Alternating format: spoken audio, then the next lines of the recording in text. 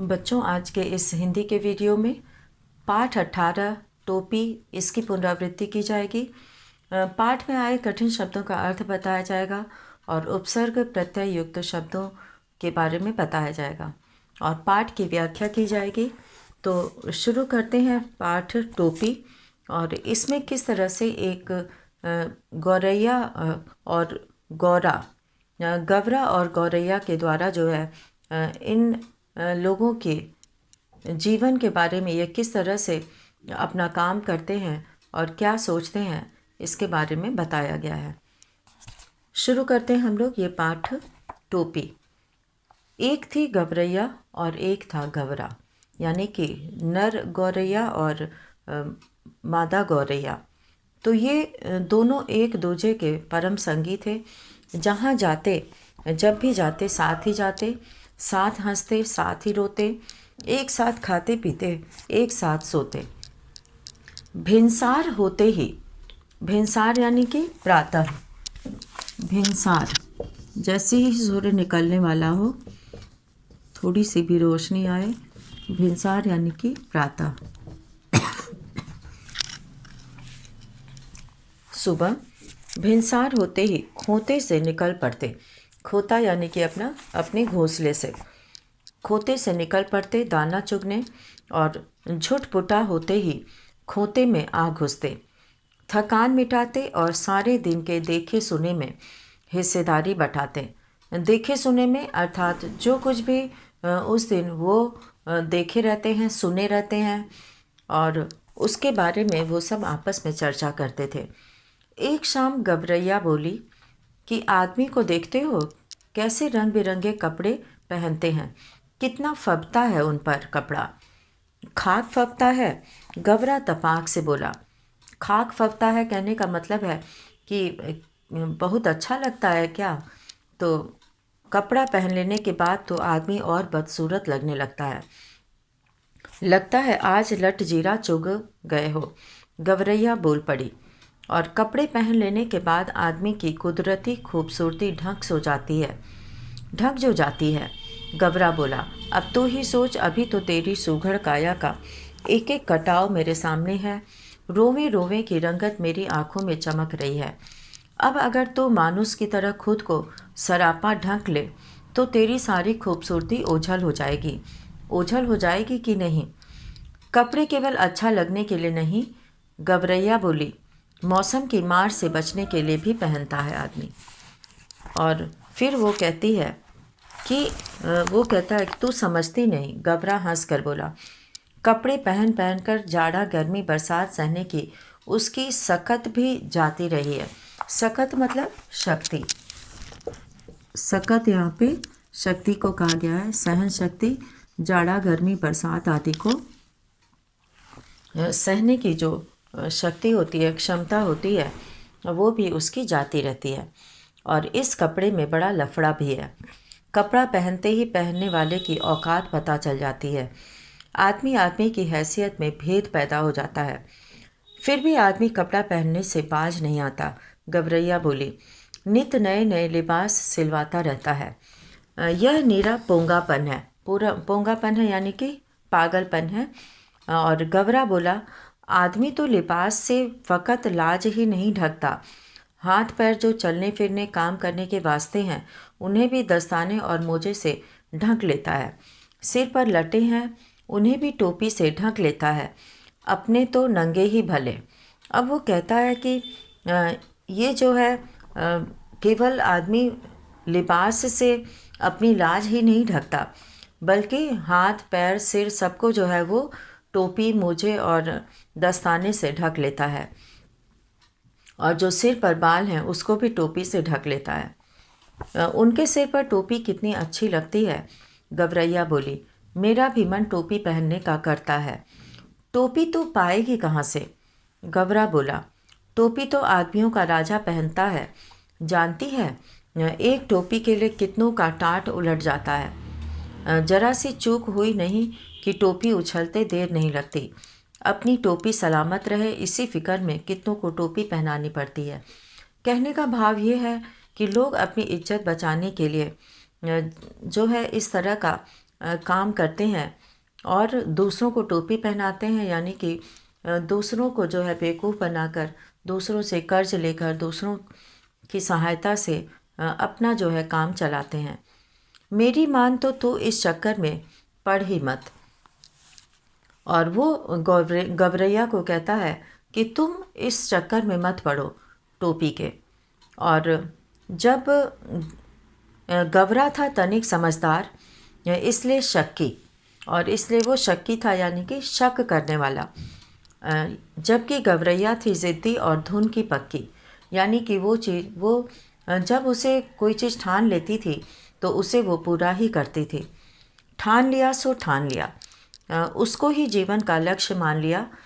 कहा गया है जहाँ चाह वहीं राह, यानी कि अगर हम जिस चीज़ की हमारे अंदर इच्छा होती है तो उसे हम किसी न किसी तरह से अवश्य पूरा करने के लिए रास्ता निकालते हैं।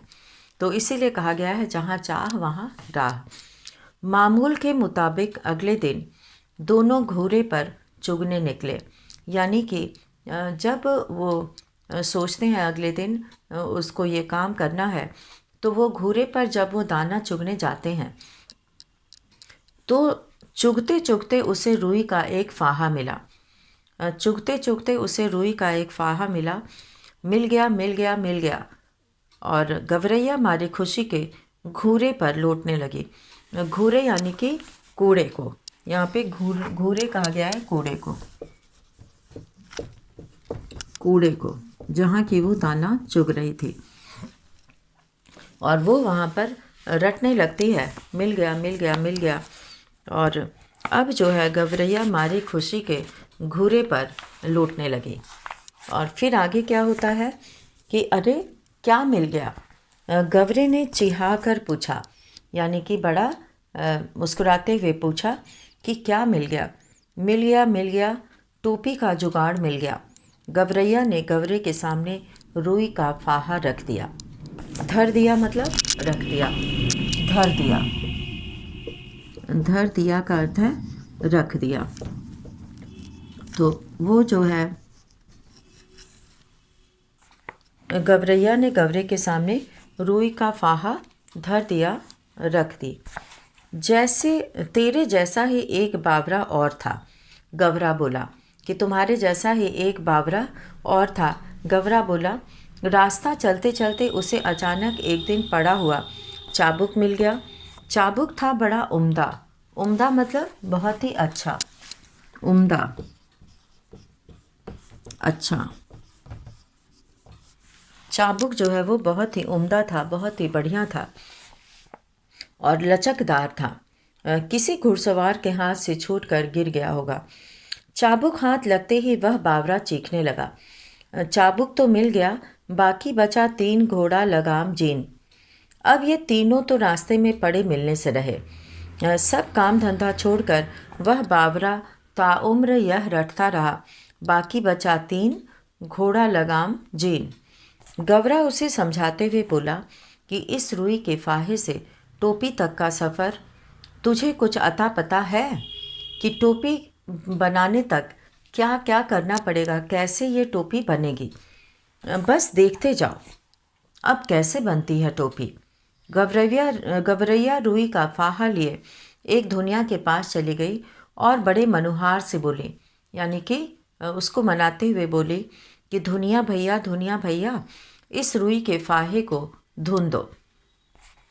धुनिया बेचारा बूढ़ा था, जाड़े का मौसम था।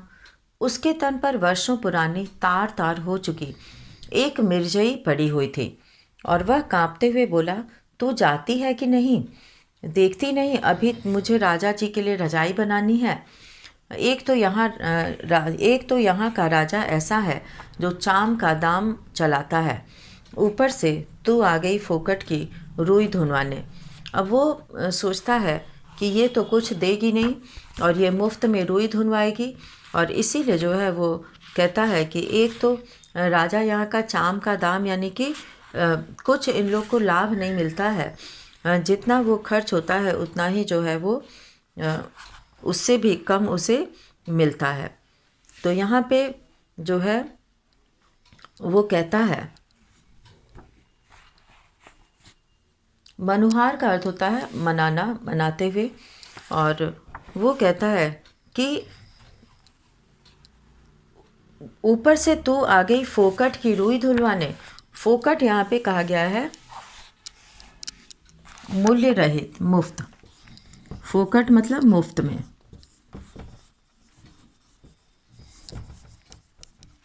फोकट का अर्थ है यहाँ पे मुफ्त में। तो तुम आ गई मुफ्त में रुई धुलवाने। उज्र न करो भैया। उज्र का अर्थ होता है कि जिद करना, यानी कि परेशान करना एक तरह से। तो वो कहती है कि उज्र न करो। वो कहता है उजरत यानी कि मजदूरी, मेहनत का बदला जो है। उज्र न करो भैया। गवरैया बोली, मैं तुम्हें पूरी उजरत दूंगी, यानी कि पारिश्रमिक दूंगी। उजरत यानी कि काम के बदले देने वाला धन, पारिश्रमिक।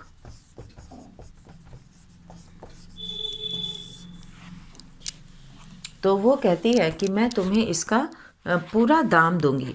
और वो कहती है कि तुम परेशान मत हो, तो जो मजदूरी होगी वो मैं दूंगी।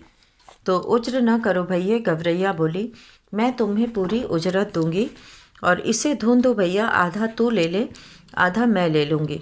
धुनियों को अपनी ज़िंदगी में आज तक इतनी खरी मजूरी कभी न मिली थी। 16 आने में 8 आने मजूरी तो इसके लिए सपना थी। वह झट तैयार हो गया। घर चों उसकी तांती बज उठी, यानी कि वो उसका सूत बनाना शुरू कर दिया। उसने बड़े मन से रुई धुनी। लो इसे। उसमें से आधा धुनिये ने ले लिया और आधा गवरैया ने। इससे उत्साहित गवरैया एक कोरी के यहाँ गए। कोरी जो सूत काटने वाला होता है, और कहने लगे, कोरी भैया, इस धुनी रुई से सूत काट दो। कोरी की कमर झुकी हुई थी। उसने बदन पर धज्जी धज्जी हो चुका एक धुस्सा डाल रखा था, शॉल डाल रखा था। और वह बड़ी अनिच्छा से बोला कि तुम लोग यहाँ से भागते हो कि नहीं?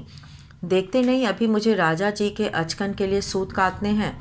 मुझे फुर्सत नहीं है मुफ्त में मल्हार गाने की, यानी कि मैं मुफ्त में कोई काम नहीं करना चाहता। और अचकन यानी लंबा कोट, अचकन कहते हैं लंबे कोट को, अचकन लंबा कोट।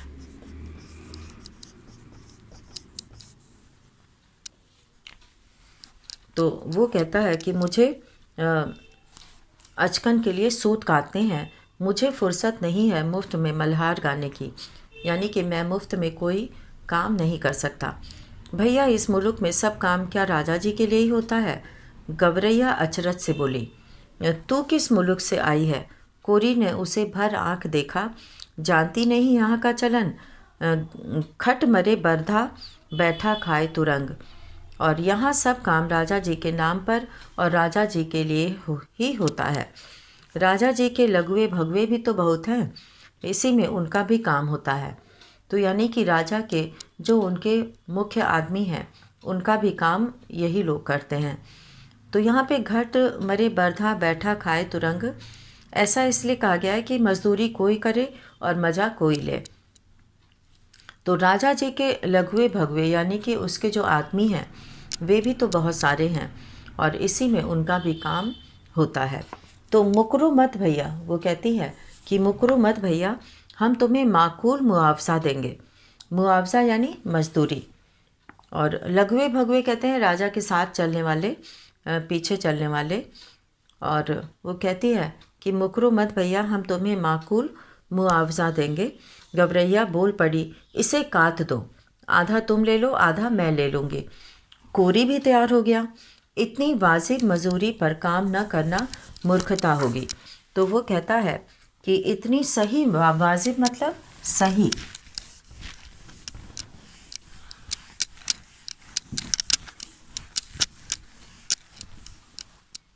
यहाँ पर वाजिब शब्द आया है। वाजिब का अर्थ होता है सही, सही मजदूरी, उचित मूल्य मिलना काम के बदले। तो माकूल मुआवजा देंगे। और गवरैया बोल पड़ी और उसे भी आधा रुई देने का, आधा सूत देने का बोल दी। और इसलिए कोरी भी तैयार हो गया। और अब जो है वो सोचता है कि इतने मूल्य पर काम न करना मूर्खता होगी। तन तन करके उसकी तकली चरखी ताता थैया करने लगी, अर्थात वो बहुत ही सुंदर ढंग से काम उसका करने लगा और काफ़ी महीन और लच्छेदार सूत काट दिए उसने। कदम कदम पर मिलते कामगारों के सहयोग ने गवरैया को आगे बढ़ने पर उकसा दिया। इसके बाद वे दोनों एक बुनकर के पास गए और इसरार करने लगे, यानी कि उसे भी मनाने लगे। बुनकर भैया, इस कते सूत से कपड़ा बुन दो। और बुनकर इन्हें अगबग होकर देखने लगा। अगबग मतलब हैरान होकर, अगबग हैरान, अगबग होकर अर्थात हैरान होकर, अगबग होकर उसे देखने लगा। हटते हो कि नहीं यहाँ से, देखते ही नहीं, अभी मुझे राजा के लिए बागा बुनना है। बागा एक वस्त्र होता है और अभी थोड़ी देर बाद ही राजा जी के कारिंदे हाजिर हो जाएंगे। कारिंदे यानी कि कर्मचारी, यहाँ पे कारिंदे शब्द आया है, कारिंदे कहा गया है, कर्मचारी यानी राजा के आदमी जो उनके लिए काम करते हैं, तो वो आने वाले हैं, हाजिर हो जाएंगे यानी कि यहाँ उपस्थित हो जाएंगे। साफ करे भाव तो चबाव करे चाकर, कहने का मतलब ये है कि अधिकारी आदेश करता है तो नौकर वर्ग आज्ञा का पालन करता है। इतना कहकर बुनकर अपने काम में मशगूल हो गया और फिर जो है इसे बुन दे भैया, गवरैया ने साहस संजो कर कहा। और हम सेंत मेत का काम नहीं करवाते। सेंत मेत यानी कि मुफ्त में, सेंत मेत, सेंत मेत वो कहती है कि हम मुफ्त में काम नहीं करवाते। तो यहाँ पर वो कहती है कि हम मुफ्त में काम नहीं करवाते, इसे बुन दे और आधा तू ले ले, आधा हम ले लेंगे। बुनकर ने देखा कि सौदा बुरा नहीं है और वह तैयार हो गया। सूत अपनी ओर खींच कर ताना बाना पसार दिया। उसका करघा चलने लगा, ढरकी लुढ़कने लगी। थोड़ी ही देर में उसने काफ़ी गफस और दबीज कपड़ा बुन दिया। आधा उसने ले लिया और आधा इन्होंने। गफस मतलब होता है घना और दबीज मतलब मोटा।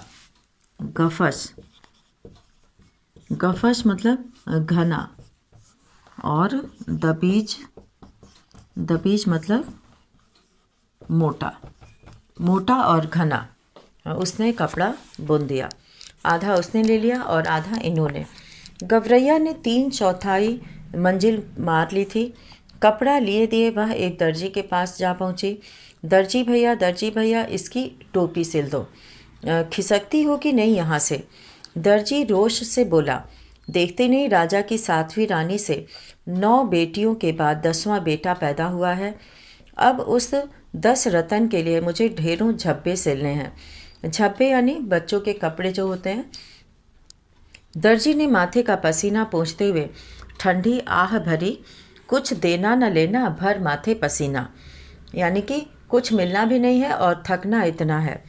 हम तो भैया बेगार में कुछ करवाते नहीं। बेगार यानी कि बिना पारिश्रमिक के कुछ नहीं करवाते, गवरैया बोली। और इस बुने कपड़े से, इस बुने कपड़े की टोपी सिल दो, बल्कि 2 टोपियां सिल दे, एक तू ले ले, एक हम ले लेंगे। मुँह मांगी मजूरी पर कौन मूजी तैयार न होता। तो अब मुँह मांगी मजूरी मिल रही थी तो कौन मूजी यानी कि कंजूस तैयार नहीं होगा। कच्च कच्च उसकी कैंची चल उठी और चूहे की तरह सर सर उसकी सुई कपड़े के भीतर बाहर होने लगी। कहने का मतलब ये है कि उसने कपड़ा सिलना शुरू कर दिया, टोपी सिलना शुरू कर दिया और बड़े मनोयोग से, यानी कि बहुत ही मन से उसने 2 टोपियां सिल दी। खुश होकर दर्जी ने अपनी ओर से एक टोपी पर 5 फुंदने भी जड़ दिए। फुंदने वाली टोपी पहनकर तो गवरैया जैसे आपे में न रही। 1.5 टांगों पर ही लगी नाचने और फुदक फुदक कर लगी गवरा को दिखाने। देख मेरी टोपी सबसे निराली 5 फुदने वाली। और अब गवरैया का जो है वो सबको अपनी टोपी दिखाने लगी और फिर जो है वो गवरा को नाच नाच कर फुदक फुदक कर वो टोपी दिखाने लगी और बोलने लगी कि देख मेरी टोपी सबसे निराली 5 फुदने वाली। और इस तरह से उस मुँह मांगी मजूरी पर, मजूरी कहते हैं मेहनताना को, मजूरी यानी कि मेहनताना, पारिश्रमिक।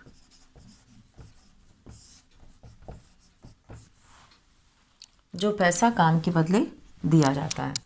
तो इसको मिल जाने से उसने बहुत ही सुंदर टोपी सिली और उस पर 5 फुंदे भी लगा दिए।